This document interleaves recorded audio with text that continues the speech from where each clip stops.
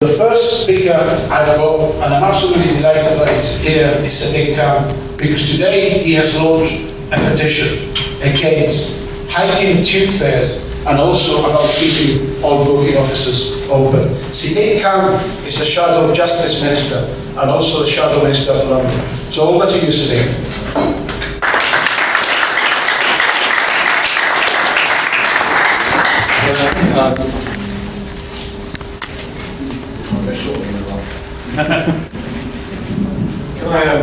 Can I also, I'd like you begin by thanking all of you for coming here this evening, and by thanking actually TSSA for inviting me to speak at the launch of their Better London Transport campaign during what, as Manuel said, has been a worrying few days for the future of London transport.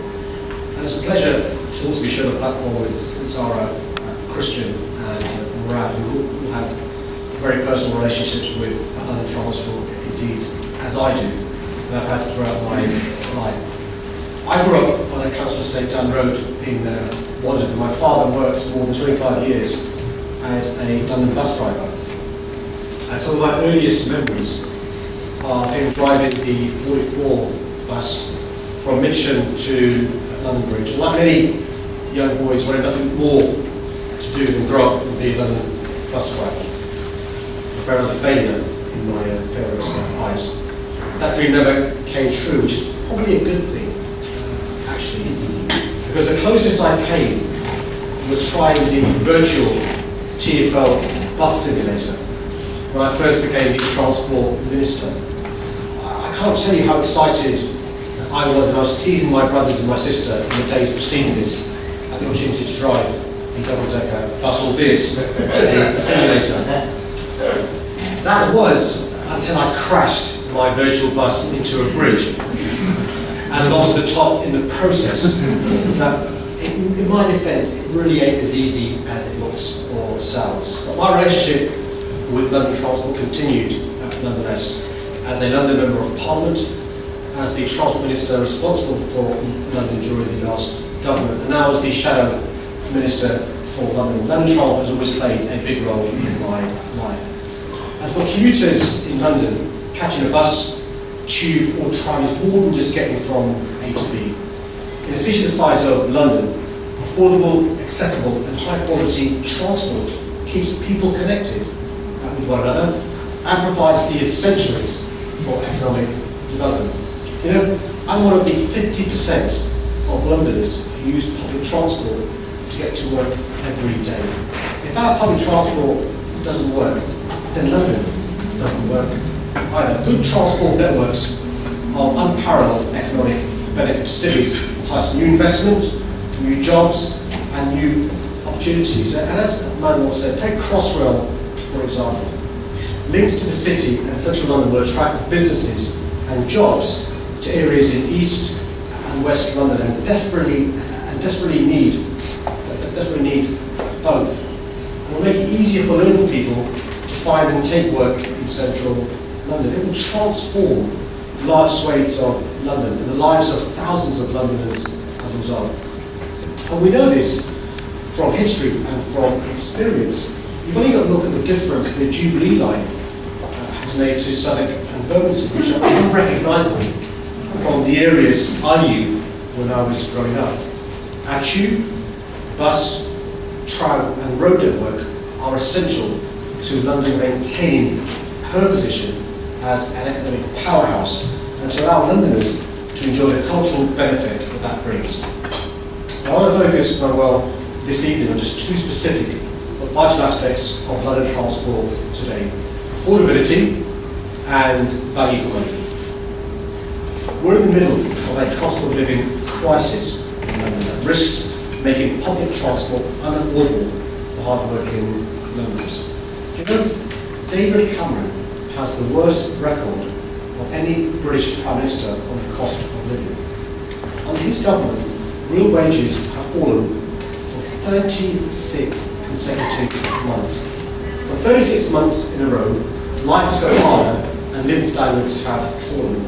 This crisis is costing every Londoner over £42 a week. You know, by the time of the next general election, the average family will be £6,660 worst off as a result. That's enough to pay the weekly shop for almost 18 months.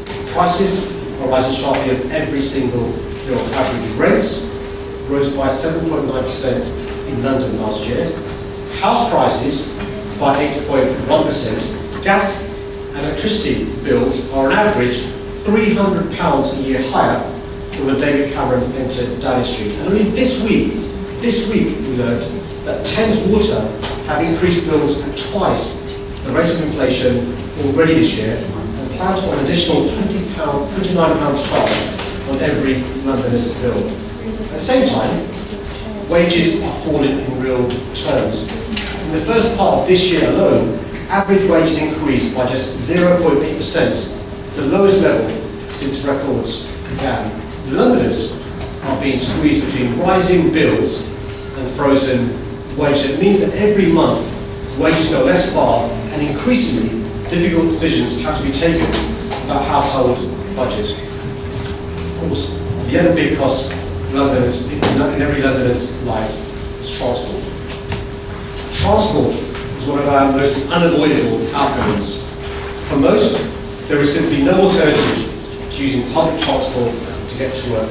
You know, the daily commute in London is the most expensive in the world. A single journey in London is more than twice the equivalent in New York, Paris, or Milan, and a third more expensive than Copenhagen. Did you know his own 1-to-4 travel card is almost double the price of Berlin and 3 times more expensive than Los Angeles or Rome? And it's getting worse. Boris Johnson has an abysmal record of hiking fares year on year that has contributed massively to the cost of living crisis in London. Since he became mayor, the cost of a single bus journey has increased by 56%. In 2008, a single pay-as-you-go journey on a bus or tram cost just 90 pence. Most of you know, the same journey today will cost you £1.40. You know, the price of a travel card from zones 1 to 6 has increased by £440 a year. That's a bigger hike than even gas and electricity. And in a few weeks' time, the Mayor will be announcing the rate of fares for 2014. And Londoners simply cannot afford another inflation-busting increase in the cost of travel. The Mayor must recognise that Londoners are struggling more than ever before, and that their budgets can't keep stretching forever. We must take action to ease the pressure for ordinary Londoners by freezing fares at least the rate of inflation for 2014. And he can afford to do so. All that's missing is political will. You know, the cost of freezing fares and inflation pales into insignificance compared to the amount wasted on the Mayor's vanity projects, and by his failure to get value for money from TfL. Freezing fares and inflation would cost a fraction of the £60 million Boris Johnson has wasted on the cable car so far. And the amount wasted in creating the world's most expensive operational bus. You know, including the cost of the additional crewmen that these buses need, they will cost £37.2 million more than an ordinary bus. You know, that's without paying for a new air conditioning system. An inflation freeze is also certainly more affordable than the 365 members of TfL staff who earn over £100,000 a year. The £22,000 expense claimed by just 7 members of staff, and the £50,000 a year paid to provide TfL buses with private healthcare. But getting value for money from TfL means 2 different things. As well as ensuring the Mayor makes the most out of every penny he spends on our transport system, it also means ensuring that the service that commuters get for their fares reflects the amount they're paying to their journey. And the value that Londoners get from the highest fares in the world is set to drop dramatically over the next few years. On Monday, the Mayor's secret plans, and well, there weren't an announcement, there were secret plans that were leaked. On Monday, the Mayor's secret plans to close every TfL ticket station in London over the next 6 years were revealed. These plans will have a devastating effect on the daily commute of Londoners. Not just those who are visually impaired, not just those who are disabled. Everyone has to depend on a ticket office when the ticket machines are out of order or their Oyster card has stopped working. Under the Mayor's plans, we will now have nowhere to turn to in these everyday situations. On top of this, commuters will understandably feel less safe using deserted stations late at night, particularly older commuters and children. And the plans will lead to the loss of 2,000 jobs over the next 2 years alone. And what worries me just as much is that there will be fewer staff at London stations to cope in an emergency situation. You know, Boris Johnson pledged to keep a ticket office open at every tube station in his manifesto. This is one of the worst examples of breaking a manifesto promise I've ever seen in London politics. And no wonder the public are so cynical of politicians. Every journey should matter to the Mayor, and he mustn't go ahead with these closures that ignore the needs and safety of hard-working Londoners and significantly reduce the value they get for their sky-high fares. There is little financial, strategic, or common sense in these closures. Not my words, but of the Mayor in his manifesto. This should be as valid when you're trying to get Londoners to vote for you as they are once they have.